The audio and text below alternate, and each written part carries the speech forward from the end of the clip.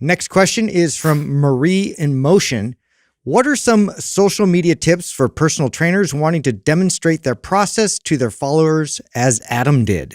So what are they referring to here? I think they're referring to my transformation, the whole journey, right? So documenting, maybe that's what they mean by process. Like trying to show it in an authentic way or? Oh yeah.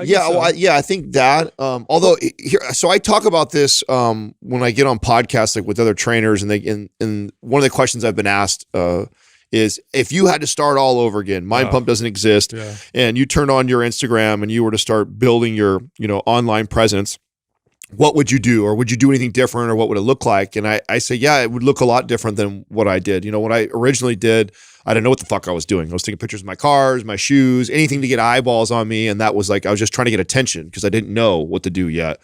Looking back, and now what I've learned of building a presence on social media, I would have actually done it completely different. And as a trainer, what I would do is I would cater to my people in person. So the clients that I'm training, even if that's 1 or 2 people, that's it. It doesn't matter.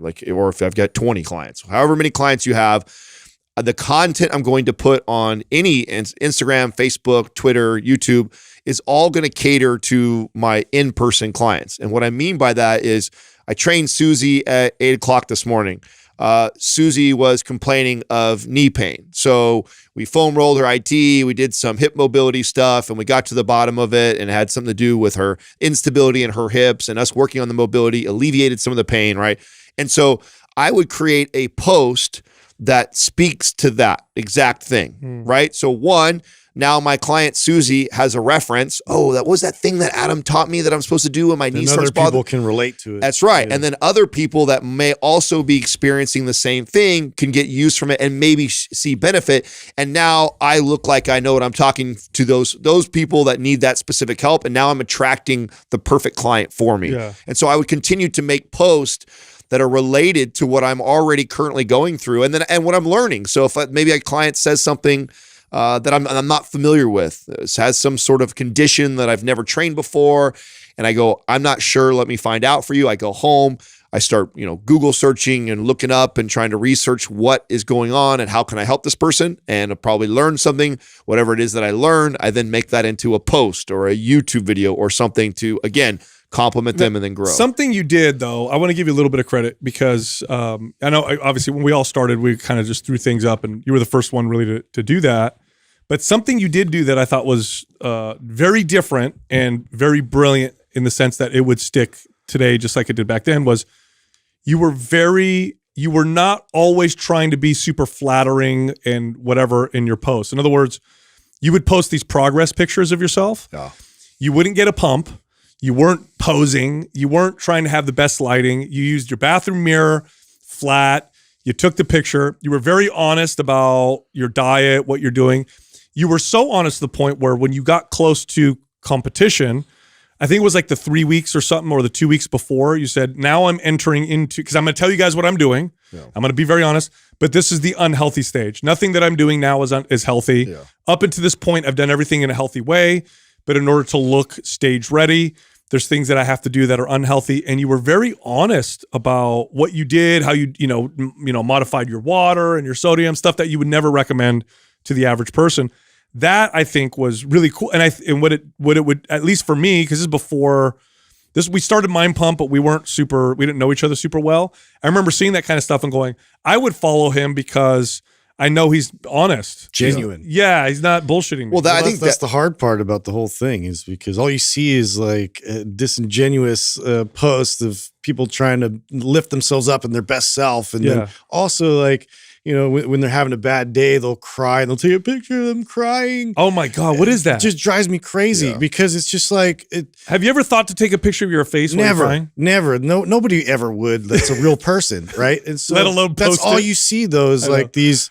Well, I have to capture this because my followers think, they think in this weird distorted reality of like what I need to portray. Just portray, like you said. There's things that you can notice in your clients that you're training that people can learn from and find value from, or yourself.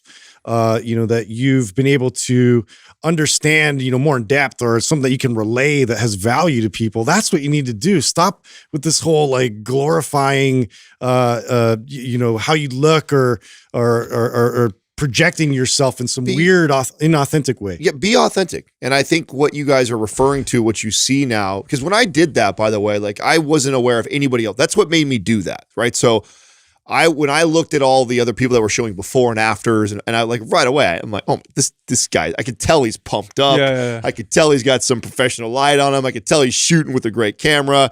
And I'm like, that doesn't really give us an idea of what his body's really changing or doing. And so my idea when I did that, it was original then. It's not so original now. Now everybody's figured this out that, oh, wow, be more real and be more to the point where people are trying to manufacture authenticity, right? And that's what you see with the, let me take a picture of my popular. let me take a picture of my period stain and show people I'm human too and I have my period. Or, I'm crying and I'm sad. Let me get my phone and record that now. This is me being authentic and vulnerable. It's like, no, it's not. Like, this is you trying to manufacture authenticity. If it's real, it'll just be real. Be yourself. Be real, be vulnerable. And what vulnerable looks like, I think, from a trainer's perspective is not knowing and being comfortable with that and being okay with this and presenting yourself like that this is something I just learned. Like, that's how when I coach trainers that are up and coming, that are new, that are nervous, like, I don't know very much, or that's okay. Like, present that. I always I always give that analogy of the waitress, refreshing right? to hear that from when people. you go to a restaurant and a waitress comes over and she says, today's my first day, so bear with me. I'm still learning the menu. Yeah. What ends up happening? You're incredibly patient, and in fact, what you end up doing is you look at like, oh man, she did a good job on that, considering it's her first day. You like give her the benefit of the doubt because it's her first now. Versus her pretending like she knows everything or she's been doing this forever, and then she fucks up on your order and she fucks up on this, and then you're pissed because she portrayed that she'd been doing this forever when really it's her first day. Same thing goes as a personal trainer. If you're still learning all this stuff, it's okay for you to be transparent and say like, man, some great information that I just learned, and credit the person you probably learned from and teach it and share it with your audience. You'd be surprised how well that will do. It's so bad that I remember, I'm not going to say too much. I don't want to give away, I don't want to try and crap on this person, but I remember this was a popular social media fitness influencer, and we were in this place and around them in a gym with them, whatever. And they worked out, and I watched their workout while I'm working out and checking it out and like, oh, okay, that's cool. They do that, whatever. Then they posted their workout, and the volume that they posted in the post was twice as high as what they did in the actual workout. And the weights that they said that they did were not the same at all. I'm like, what are you doing? You're not helping anybody by doing that. And what's funny is that the mentality is, this is going to build my business. Actually, it's not, because people start to get onto it. They don't believe you anymore. But if they think you're authentic and real and honest, then if you try to sell something, they're going to be like, oh, I believe this person. They're not full of crap, So it's funny because we think being fake is more effective. It's actually not. Not only that, but I can't think of a worse hell to be in than to actually be successful being fake. Could you imagine all these people loving you, people like this, and adoring you for who you're not? Yeah, that would be a terrible feeling. You get a bit of anxiety-ridden people I've met. You get a bit of a false signal with the whole likes and comments game. Yes. And the way the algorithm works, right? The algorithm, it gets you higher ranked on like Explore page when you get more likes, more comments, and more traction on there.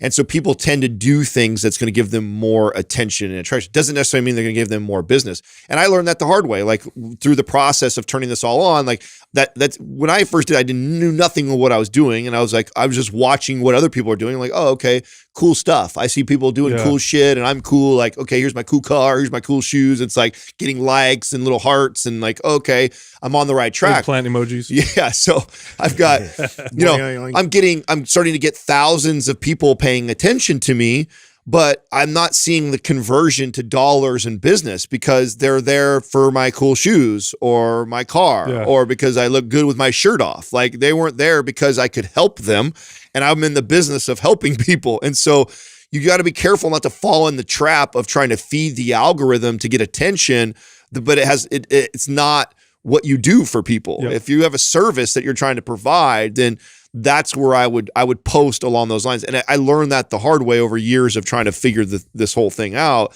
And so if I were to go back and do it again, I would not post nearly as much. I would post when I learned something, It's or like when I that go girl through that something. had, what did she have, 2 million followers, launched a t-shirt line. Yeah, like and 30 made shirts or like something. $100, something like Yeah. that. Like, great example. Hey, if you enjoyed that clip, you can find the full episode here, or you can find other clips over here. And be sure to subscribe.